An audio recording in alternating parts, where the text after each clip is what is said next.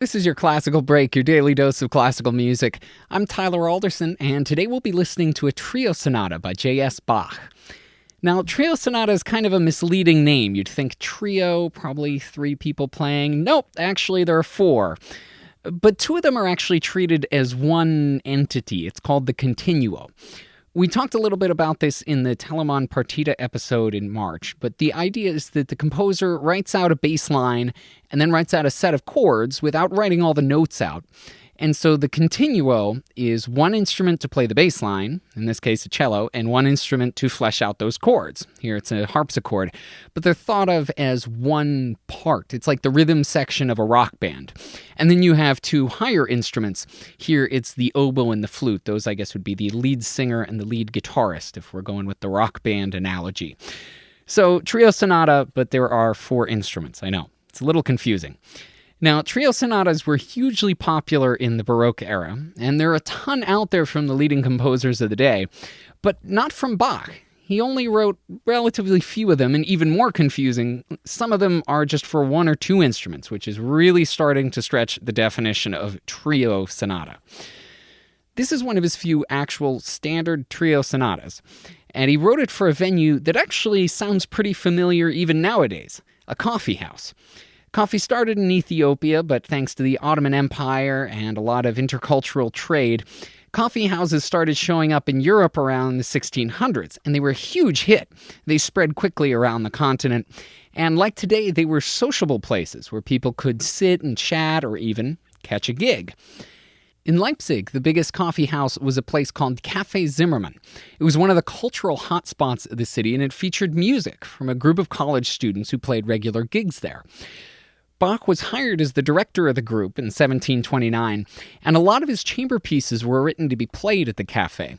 He even wrote a whole cantata about coffee called his Coffee Cantata, which is actually pretty funny. It's all about a girl who's obsessed and possibly addicted to coffee, and then it features her put-upon father who's trying to find her a suitor and all those things. Now, as a side note, women weren't actually normally allowed into Zimmermann's coffee house, but they were allowed to watch the concerts. I guess that was kind of nice of them. Now, the setup for the music is 4 movements: slow, fast, slow, fast.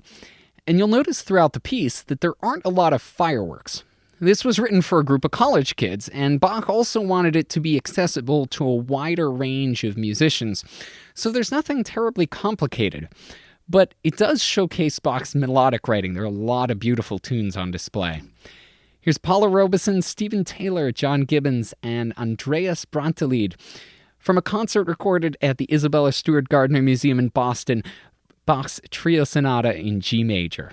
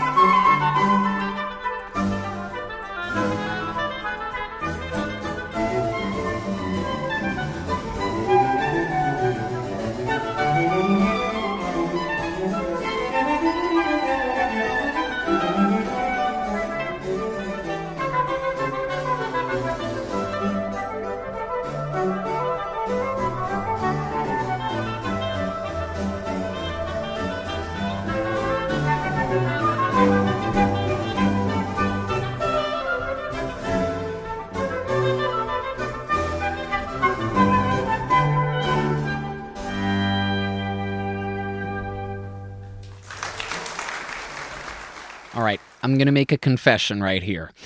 Sometimes I get lost in Bach. He just has all of these lines going all over the place all the time, and you're just not quite sure where to go with them. So I like pieces like this trio sonata that showcase a bit more lyrical quality to it. Maybe it's a little easier, but it's also easier to grasp for the listener, which I certainly appreciate. Thanks to Paula Robeson, Stephen Taylor, John Gibbons, Andreas Brantelied, and the Isabella Stewart Gardner Museum for putting that up online. You can hear a lot more from the museum's concert series at gardnermuseum.org. And thank you for listening. If you have the chance, please rate and review this podcast wherever it is that you're getting it. It would help out a lot. I'm Tyler Alderson, and tomorrow for your classical break, we're going to start a two-part look at one of Beethoven's early string quartets, his sixth string quartet. I'll see you then.